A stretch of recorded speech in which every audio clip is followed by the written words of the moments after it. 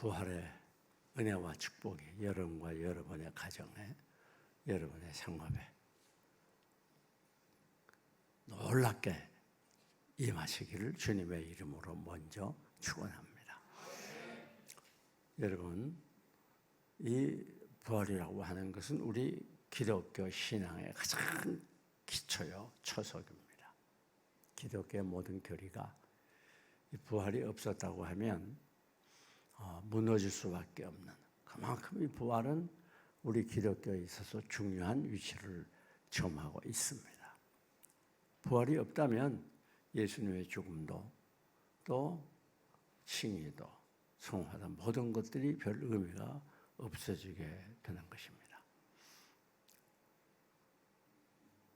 이 부활이라고 하는 건 세 가지 중요한 것을 입증하는데, 첫째는 하나님이 존재한다고 하는 것을 증명해 주고 있어요. 여러분, 예수님께서 생전에 복음을 전가하실 때 하신 말씀은 아버지께서 나를 이 세상에 보내시고, 즉 예수님을 보내시고 하나님 아버지의 뜻에 따라서 예수님이 죽으시고 다시 부활하셨다고 그렇게 말하고 있습니다. 그러니까 예수님이 부활하셨다고 하는 건 그 하나님 아버지가 존재한다는 가르치는, 왜? 그 하나님 아버지의 말대로 예수님께서 죽으시고 부활하셨기 때문에 그래요.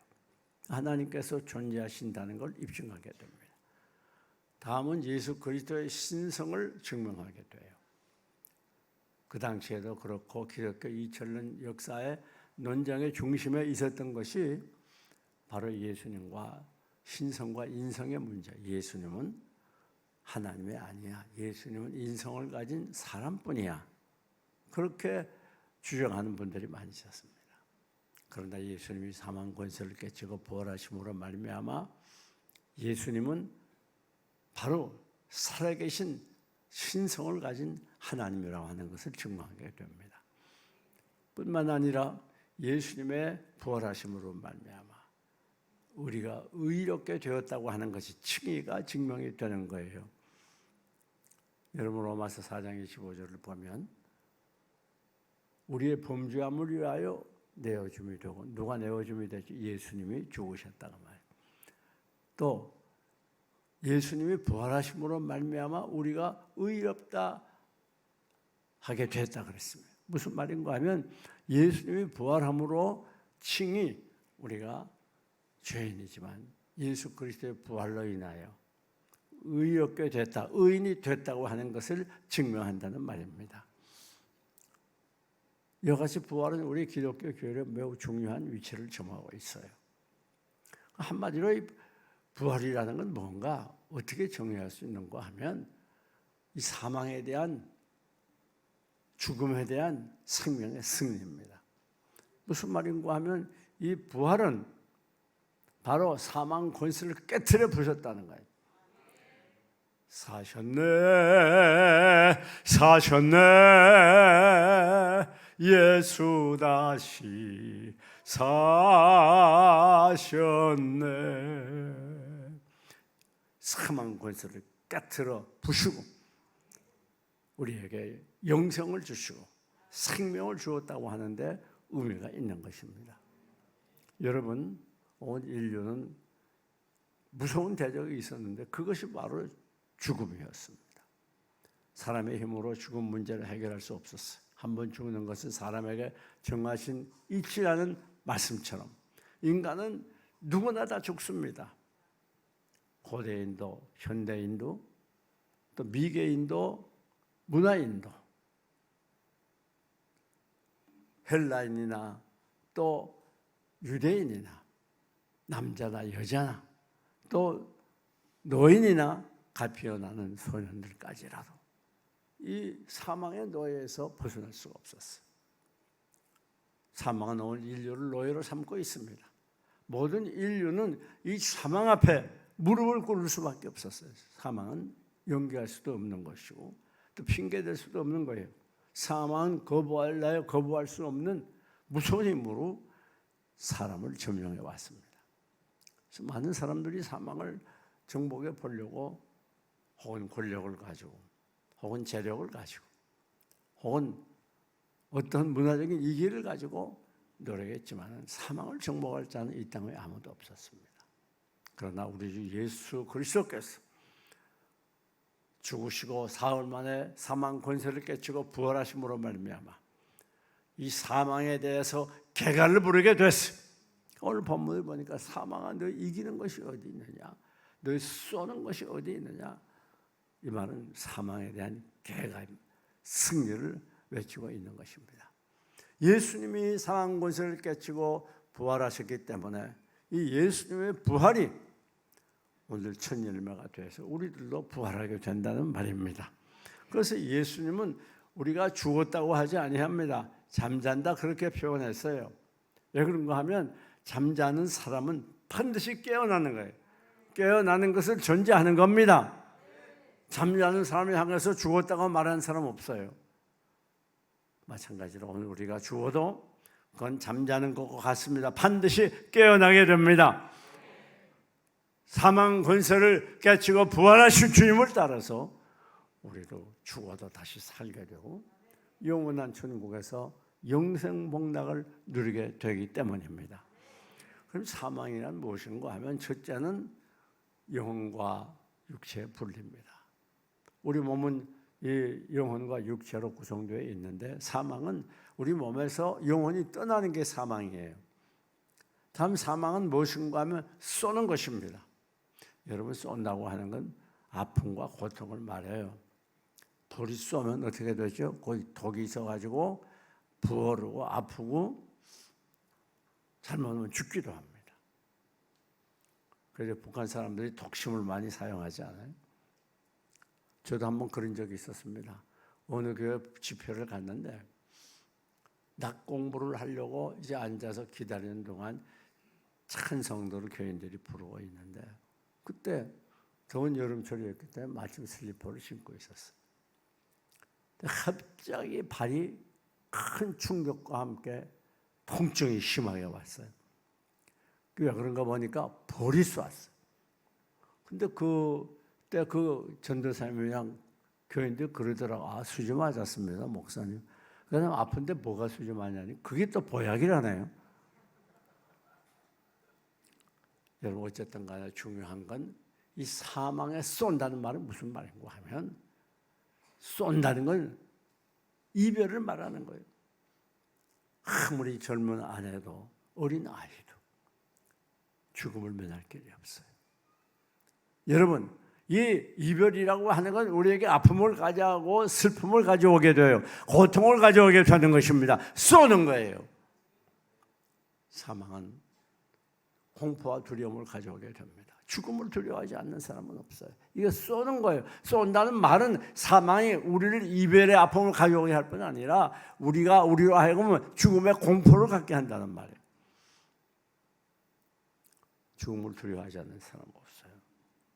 아무리 돈이 많고 또 많은 권력을 가졌더라도 죽인다고 하면 죽음 앞에선 그거 다 포기하고 제발 살려달라고 말하게 되어 있는 거예요. 왜 그런가 하면 죽음이 두렵기 때문에. 여러분, 그런데 우리 주 예수 그리스도께서 부활함으로 말미암아 사망아 너희 쏘는 것이 어디에 있느냐, 너희 이기는 것이 어디에 있느냐, 이 말은 사망을 향해서 승리를 선포하는 거예요. 내가 쏘는 것 그리고 무의미하게 됐다. 더 이상은 쏘지 못한다. 내가 쏘므로 인하여 우리 사람들에게 이별을 가져오게 하고 이별의 슬픔을 가져오게 했지만은 이제는 더 이상 우리를 쏘지 못해. 더 이상 우리에게 영원한 이별을 하지 못하게 해. 더 이상 죽음이 우리에게 공포로 오지 못하게 해. 왜? 예수 그리스도의 부활이 사망에 쏘는 것을 승리했기 때문에, 사망을 정복하고 부활하셨기 때문에. 그래서 우리 그리스도인들은 죽음을 두려워하지 않습니다. 죽음 앞에 담대하고 죽음 앞에 용기를 가지고 죽음을 맞이할 수 있는 이유가 바로 우리가 사망을 정복하고 승리하신 부활하신 주님을 믿기 때문에.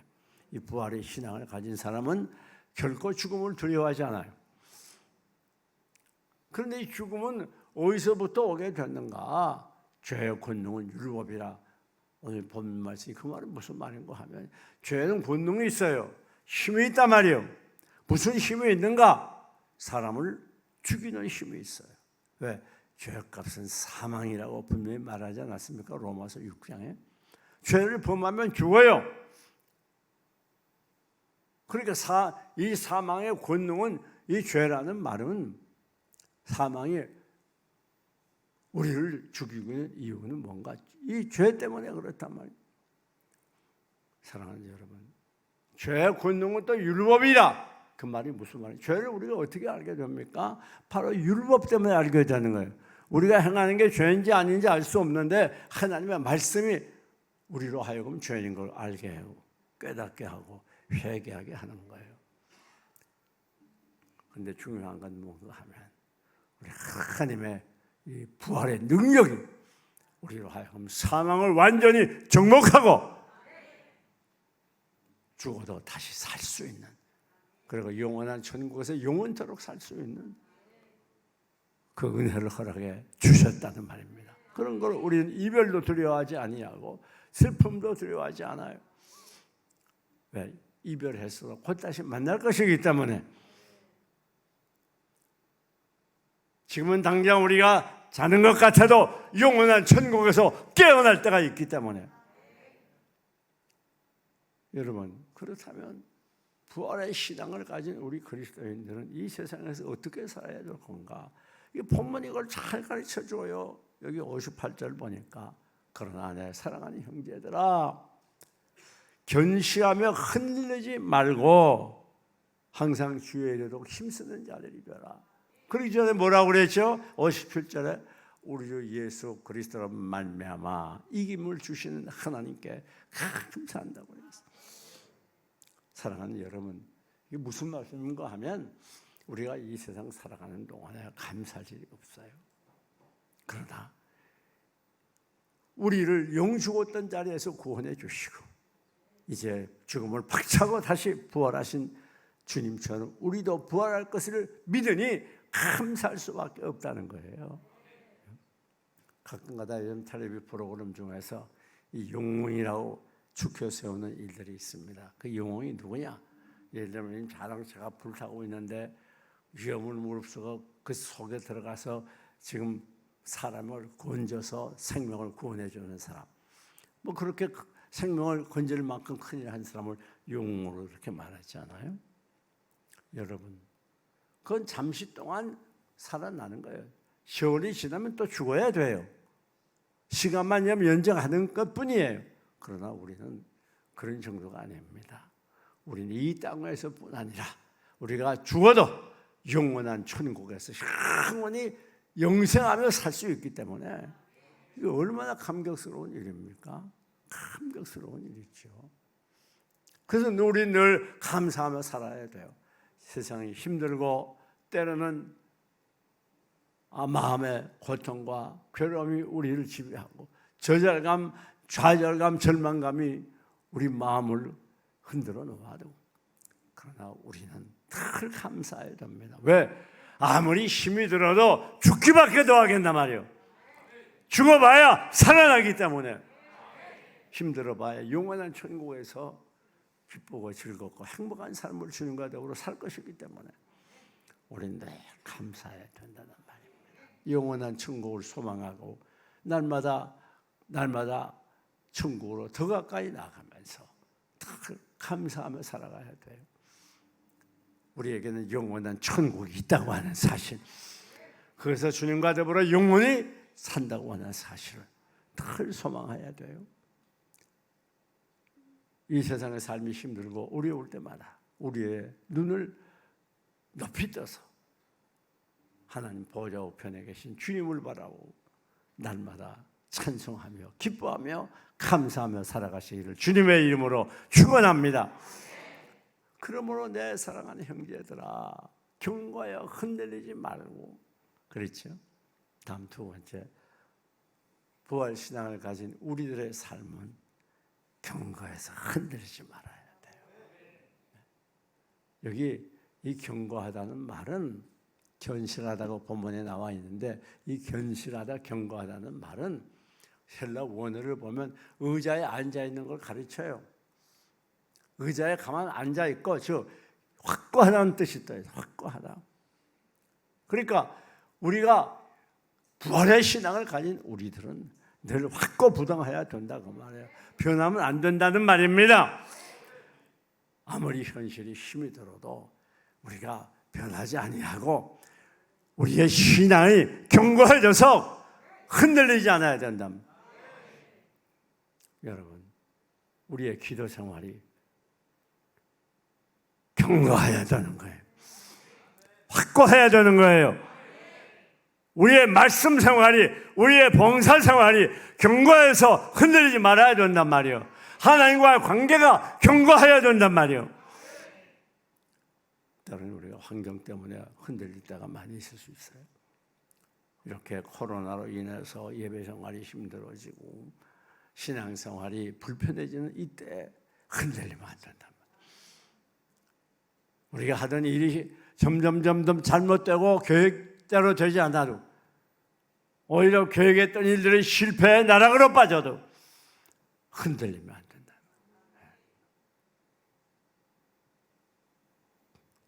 뿐만 아닙니다. 오늘 우리 주위에 있는 사람들이 우리를 흔들 때가 있어요. 우리 교회도 그 배우자들이 남편이나 아내가 신앙생활 하는 것 방해하는 분들이 힘들게 하는 분들이 있습니다. 그러나 흔들리면 안 돼요. 다른 건 몰라도 신앙만은 하나님을 향한 우리의 심지만은 흔들리면 안 되는 거예요. 때로는 나 스스로 때문에 흔들릴 때도 있어요. 우리가 무능하고 연약하기 때문에. 그럴 때로는 낙심할 때도 있고 때로는 하나님을 의심할 때도 있고 그래서 넘어지고 하나님의 영광을 가리며 살 때가 없잖아 있습니다. 그러나 여러분, 우리는 부활의 신앙을 가진 그리스도인들은 결코 흔들리면 안 된다고 말해요.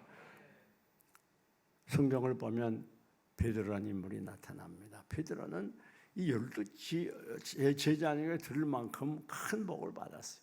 그 중에도 제 이를 꼽으라면 베드로 빼놓을 수 없겠죠. 그래서 베드로가 그만 3번씩 예수님을 조심하면서 부인해서 흔들렸어요.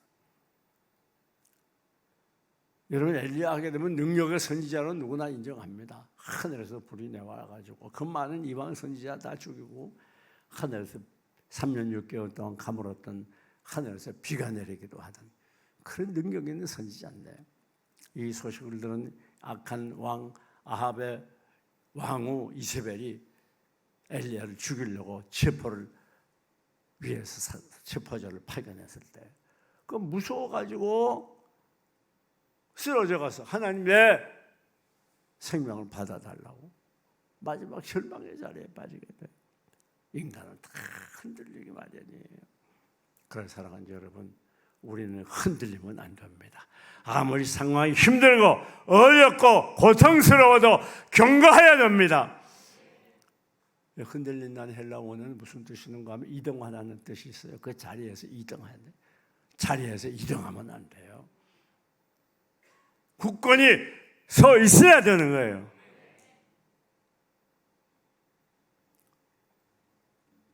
여러분, 요셉 같으니 어떻게 애굽의 국무총리가 돼서 그 민족을 구원할 수가 있었죠?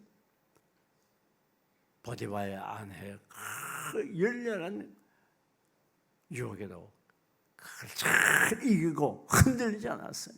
하나님이 지금 나를 보고 계신다 그러면서 그 자리를 뛰쳐나올 수 있는 뿐만 아닙니다. 니골라당의 큰 핍박과 공격에도 흔들리지 않았던 에베소 교회처럼 흔들리지 말아야 돼요. 초대교회 교부였던 폴리캅, 예수를 부인하면 살려주겠다고 한 그것도 뿌리치고 83세에 노구를 이끌고 신수염을 날리면서 화형되어 올라가서 타 죽으면서도 83세까지 오늘까지 나를 부인하지 않았던 주님을 내가 부인 못한다고 생명을 걸고 신앙을 지켰어요. 오늘 사랑하는 여러분, 변화되지 마세요. 그게 시제가 견고하여 흔들리지 만다는 말아야 된다는 시제가 뭔가 하면 계속적인 용법을 가지고 있어요. 계속해서 경고해서 흔들리지 말아야 됩니다. 변하면 안 된다고 말이요. 우리 주님이 변함없이 우리를 사랑하는데 우리가 변해서 되겠어요?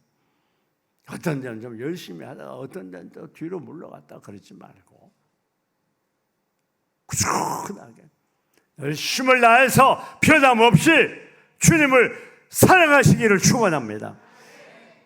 환난과 핍박 중에도 성도는 신앙 지켰네.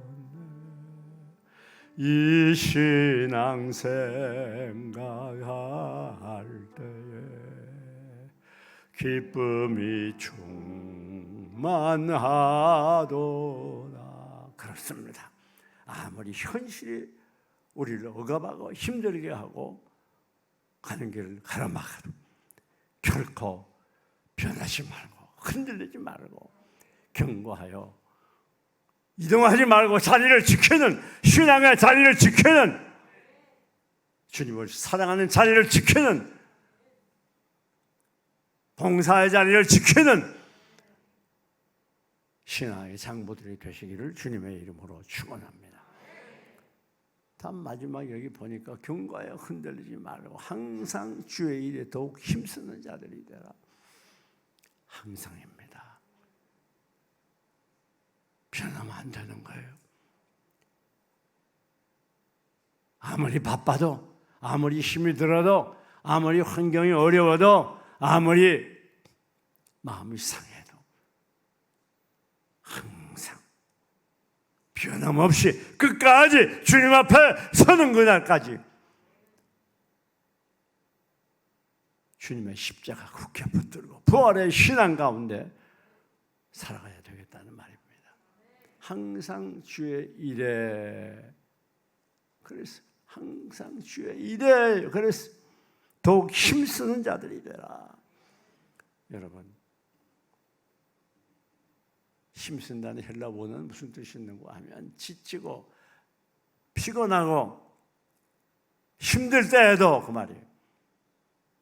사랑하는 여러분, 우리가 주님의 일을 하게 될 때에는 때로는 피곤할 때도 있어요. 때로는 약해질 때도 있습니다. 오해받을 때도 있어요. 상처가 될 때도 있어요. 사람은 두 사람 이상 모이면 갈등 관계에 들어가게 되는 거예요. 많은 사람 모이다 보면 항상 이해하고 품어주는 것만이 아닙니다. 때로는 마음을 아프게도 하고 힘들게 할 때도 있어요. 그러나 오늘 우리는 어떤 상황에도 주의 일에 더욱 힘써야 됩니다. 주님의 일이기 때문에, 주님과 연관된 일이기 때문에, 주님을 위하는 일이기 때문에, 주님이 기뻐하는 일이기 때문에 우리는 상황이 아무리 힘들고 어려워 더욱 갈수록 더 많이, 더 열심히, 더 뜨겁게, 더 부지런히 힘을 써야 되는. 그런데 여기 보니까 이는 너희 수고가 주 안에서 헛되지 않은 줄 압니다. 여러분, 우리가 세상 장사를 하면 많이 물건을 팔수록 수입이 더 많아져요. 직장을 다니면 꼬박꼬박 아무리 힘들어도, 아무리 불경기라도 생활비가 나와요. 그러나 이 땅 모든 것들은 당장 좋아 보여도 다 헛된 겁니다. 솔로몬이 뭐라고 말하죠? 온갖 세상 부귀영화 다 누려보고 하는 말이 헛되고 헛되니 모든 것이 헛되다 그랬어요. 저는 요즘에 그런 걸 많이 느껴요. 지금 아주 높은 자리에, 많은 사람이 부러워하는 높은 자리에 앉아서 큰 소리 치던 사람들 보니까 감옥에 가 앉아있더라. 차라리 그렇지 않았으면 편안하게 살 건데. 여러분, 세계적인 재벌 요즘 보니까 또 감옥에 들어가 앉아있더라. 여러분, 재벌 안 된 거 감사하세요. 세상 것이 다 헛되고 헛돼요. 주 안에서 헛되지 않은 것이 있는데 그건 주님을 위해 살아가는 겁니다. 주님을 위해 봉사하는 겁니다. 여러분들이 주님을 위해서 봉사하고 헌신한 모든 헛되지 않습니다. 우리 특별히 부활주의를 맞이해서 가장 헛되지 않은 가장 값지고 보람된 일은 부활의 복음을 나가서 전하는 거예요. 초대교회 주님의 제자들이 많은 환난과 핍박을 받았던 이유가 주님이 죽었다가 살아났다고 하는 부활의 복음 전하기 때문입니다. 이제 말씀을 정리합니다. 우리 모두 예수 그리스도의 부활을 믿는 신자답게 이 각박한 차가운 내 현실 속에서도 아무리 힘이 들고 어려워도 다 감사하며 부활의 주님을 생각하면서 살고, 뿐만 아니라 견고하여 흔들리지 않는 신앙의 장부가 돼서 헛되지 않은 주 안에서의 일, 주님을 위한 봉사 헌신, 나가서 복음을 전하는 이 귀한 일에 다 열심을 다해서 힘쓰므로 인하여 여러분의 수고가 이 땅 위에서도 내세에서도 헛되지 않는 삶, 마가복음 10장에 있는 대로 현실에서 100배의 복을 받고 내세에서 멸류관 받아 쓰는 아름답고 복된 삶이 되시기를 주님의 이름으로 축원합니다. 축원합니다.